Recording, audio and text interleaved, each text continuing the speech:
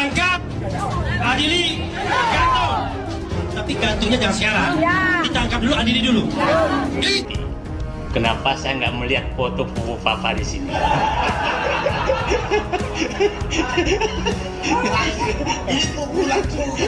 Jadi kabar buruknya adalah pertama nih, WhatsApp yang saya kirim kemarin sampai sekarang Sobat DN tetap saja centang satu.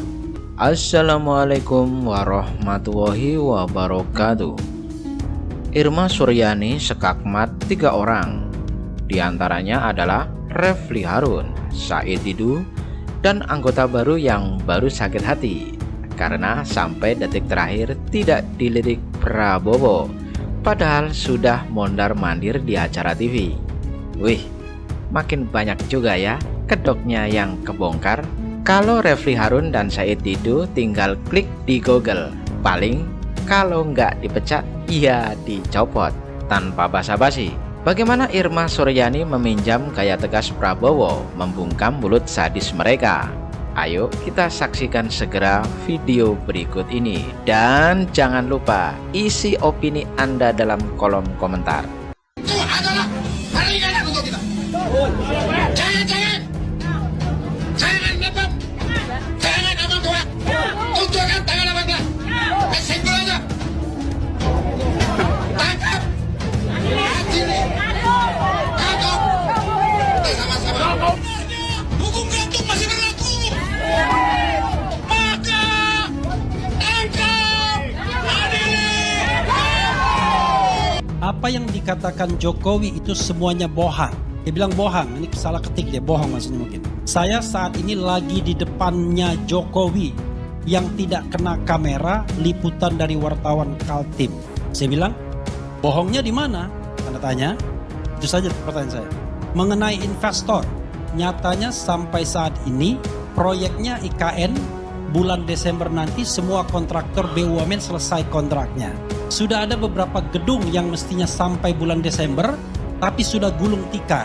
Pekerjanya sudah didemobilisasi.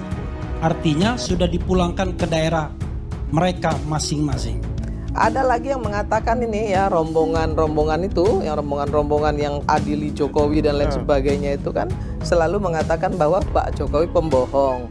Kalau nggak ini ada program yang nggak selesai, ya kan pembohong segala macam. Ini menurut saya ini nggak cerdas. Kenapa nggak cerdas? Loh, namanya program pemerintah. Program itu kan banyak mas.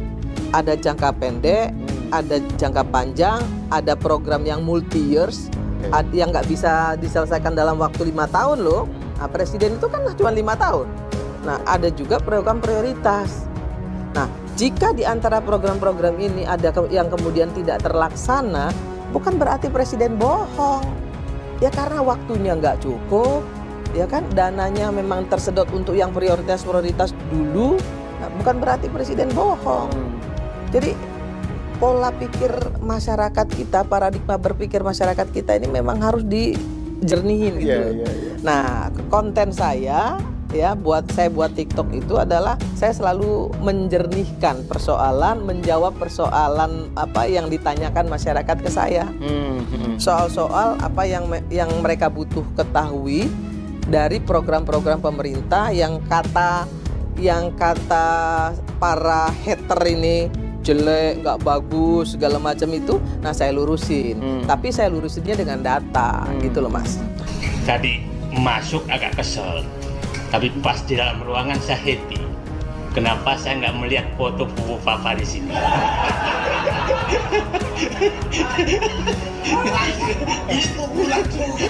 Jadi bukan sindiran. Dia tahu kita mau datang, mungkin diganti dulu. Jadi kelihatannya membuat saya happy. Saya tidak terbayang 280 juta orang dipimpin oleh manusia yang karakternya sudah dijelaskan sangat ini tadi. Pertanyaan saya di depan anggota Dewan yang terhormat, saya tidak bisa membayangkan negeri ini kalau terjadi apa-apa terhadap Prabowo dan kita dipimpin oleh Gibran, saya tidak bisa terbayang. Si Said Didu bilang, saya sedih gitu kan. Anak muda dibilangin bodoh. Lah dia nggak inget apa ya? Kalau dia ngata-ngatain Gibran kayak apa? Nggak punya kapasitas, nggak punya kemampuan dijadiin wapres gitu. Bahkan dia bilang Jokowi itu begini, begana, begono. Sadis loh kalimat-kalimat yang dikeluarin Bapak ini. Sampai hari ini pun masih dia lakukan gitu. Terus kemarin ketika saya bilang Anda nggak cerdas, Anda bodoh kalau mengatakan ini program jadul gitu ya. Anda bodoh, Anda nggak paham. Dia bilang dia pengen nangis, dia bilang dengar saya ngomong begitu sama anak muda, kasihan harus disupport. Lah, saya bilang emang Gibran itu bukan anak muda. Emang Gibran itu nggak harus disupport. Cuman support Angga aja, support Gibran dong.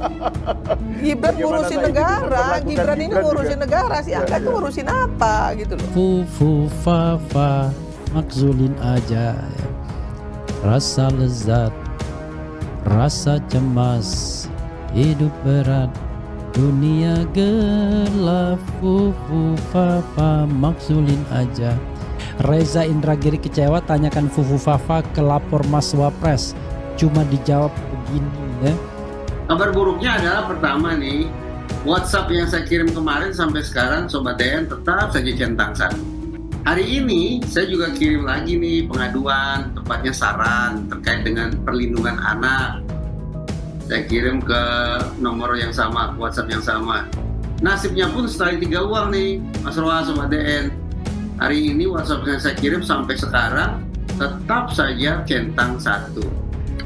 Setidaknya sebelum lapor Mas Wapres, Bapak pakar psikologi forensik ini setidaknya harus sudah memegang data-data tentang bagaimana masuk ke Kaskus menggunakan nomor Mas Wapres, keluarnya apa, menggunakan email, keluarnya apa, jadi bisa mengadukan soal FUFAFA ini. Lalu masalah SMK, setidaknya Bapak ini sudah punya data-data tentang pabrik SMK, Bapak sudah melakukan penelitian ke sana, kan ahli forensik, ya kan? Harusnya Bapak bisa lah cari tahu dulu gitu. Jangan ujuk-ujuk lapor dan nanti malah ditertawakan oleh orang banyak, ya kan? Saya juga mau menjelaskannya, aduh kayaknya saya nggak enak juga ngejelasinnya untuk seorang pakar, kok masa dijelasin sama emak-emak tukang masak kayak saya. Sesuatu yang inisiatif dari pemerintah atau dari eksekutif lah gitu ya, baru berjalan, belum istilahnya tuh belum ketahuan, baru mulai gitu, itu langsung dinyinyirin gitu. Jadi ada kayak semacam distrust atau apa, atau mungkin juga sesuatu yang sifatnya itu pokoknya apapun yang dilakukan dia itu salah gitu. Misalnya dalam kasus konteks ini Gibran, Kak Irma membaca ini fenomena ini seperti apa? Saya kok bilang ini bukan distrust ya, tapi ini ada satu grand design yang menginginkan Gibran ini dilepeh sama Pak Prabowo, ya kan? Dilepeh. Ya kalau orang Jawa bilang dilepeh, dibuang. Dilepeh itu lebih bagus, lebih pas. Ya. Nah, mereka yang mohon maaf yang kurang pendidikan politiknya kurang baik, pendidikan formalnya kurang baik, mengira gitu ya dari kelompok-kelompok kiri ini, kalau misalnya Gibran ini dilepeh, nanti ada yang bisa naik gantiin gitu loh, jagoannya nih gitu kan, jagoannya bisa naik gitu.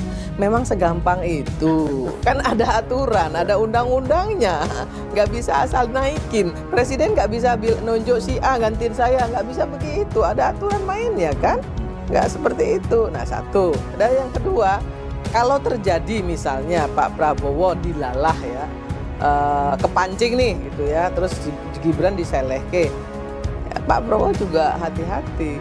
Itu kan sebenarnya pintu masuk untuk mencopot Pak Prabowo juga. Iya kan, itu target keduanya kan itu. Target utamanya itu. Gibran ini target kedua. Target antara gitu ya. Nah, jadi jangan dikira kita ini bodoh lah ya. Kita ini kan bukan orang bodoh Mas ya. Orang yang ngerti ya dengan grand design, grand strategi yang mereka lakukan itu kita tahulah. Gitu. Saya juga ingin mendengar komentar dari Kak Irma ya soal tuduhan bahwa Gibran ini ambisius punya target 2029 gitu kan. Jadi kan setelah dilantik kan dia gercep tuh waktu ke MRT, ninjo MRT, makan bergizi gratis, ketemu perwakilan dari Cina, dari Jepang terus kemarin ke PGI, terus bikin lapor Mas Wapres, macam kayaknya ini menteri yang betul-betul lincah. Gitu ya. Ini dianggap sebagai dia ini punya agenda nih, bikin panggung gitu untuk 2029 gitu. Kalau menurut Kak Irma gimana tuduhan semacam itu? Apakah niat Gibran untuk menyelesaikan masalah Indonesia atau niatnya hanya sekedar untuk mengkampanyekan dirinya bahwa dia workable, dia berguna, dia tempat orang yang bisa diharapkan ya. Nah, kalau memang tujuannya hanya sekedar untuk kampanye ya sudah, nggak akan ada harapan. Tapi kalau genuine ingin memecahkan problem rakyat Indonesia, berat juga. Mulailah dengan Fufu Fafa. Sebutkan punya siapa akun tersebut, apakah punya dia atau punya orang lain ya. Ya, yang nuduh aja yang menurut saya itu artinya nggak bersih gitu ya. Lah kan gini ya, yang punya bolpen itu Pak Prabowo loh. Yang punya bolpen yang menentukan itu satu.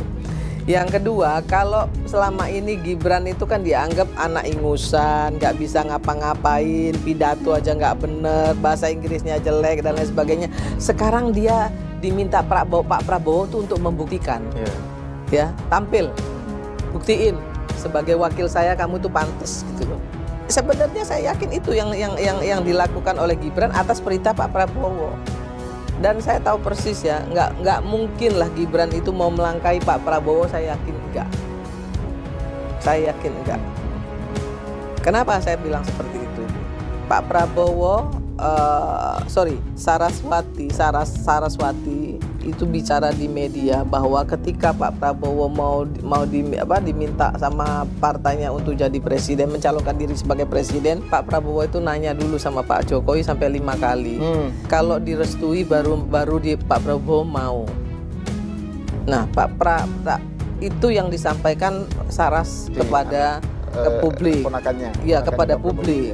Begitu juga ketika misalnya Submidasko menyatakan ya soal bagaimana Gibran ya kan, bagaimana kok diminta berapa kali anaknya sampai 4 kali baru kemudian menyerah.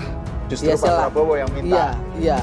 Sampai yang kelima baru udahlah terserah partai koalisi silahkan gitu ya, sama anak saya nggak usah sama saya, kan seperti itu jawaban Pak Jokowi. Nah, saya pada saat diminta oleh Visip UI waktu itu jadi narasumber, di situ sudah saya singgung, sudah saya sampaikan di forum rektor, saya sampaikan, saya bilang begini, bagaimana ceritanya kalian nyalahin Jokowi, anaknya di endorse oleh koalisi partai ini untuk jadi wapres, nyalahin Jokowi. Lah yang mengendorse Mulyono ini, yang mengendorse siapa namanya si Gibran ini, Samsul, saya bilang. Samsul. Yang mengendorse Samsul, yang mengendorse Blimbing Sayur ini kan partai koalisi, saya bilang. Kenapa Jokowi yang kalian salah-salahin, saya bilang gitu. Nggak fair lah, ya kan? Kalau mau marah ya marah tuh sama Kim Plus yang mengendorse si Blimbing Sayur, saya bilang. Kalau kalian memang mau segitu nggak sukanya gitu, sampai saya bilang begitu. Dan itu kan kalau dari hitung-hitungan elektoral ya, kan ada yang bilang bahwa seakan-akan Prabowo itu dengan Gibran ini, Prabowo ini menjadi beban buat Prabowo, kan gitu kan narasinya Rocky Gerung atau apa gitu ya. Jadi harus dilepas gitu, dilepeh tadi. Padahal kalau dari hitung-hitungan elektoral, peran Gibran ini tidak kecil gitu ya dalam hal kemenangan Prabowo yang landslide.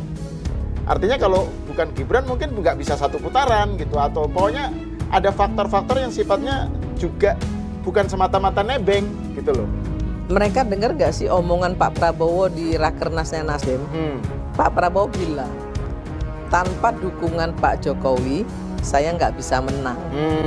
Saya 2 kali lawan Pak Jokowi kalah terus. Ya, ketika saya kemudian dibantu oleh Pak Jokowi gitu ya, merapat ke Pak Jokowi dan mengikuti arahan Pak Jokowi, saya menang. Kok nggak mikir gitu loh mereka untuk masih mau ngadu domba gitu ya. Ya, terus ya saya juga baca itu di media sosial bahwa Said Didu mengatakan bahwa seolah-olah Gibran ini menjadi apa namanya, menjadi batu sandungan gitu ya, beban dan lain sebagainya gitu kan. Kalau Pak Prabowo buang ya kita akan dukung lah. Nah, emang dia siapa gitu.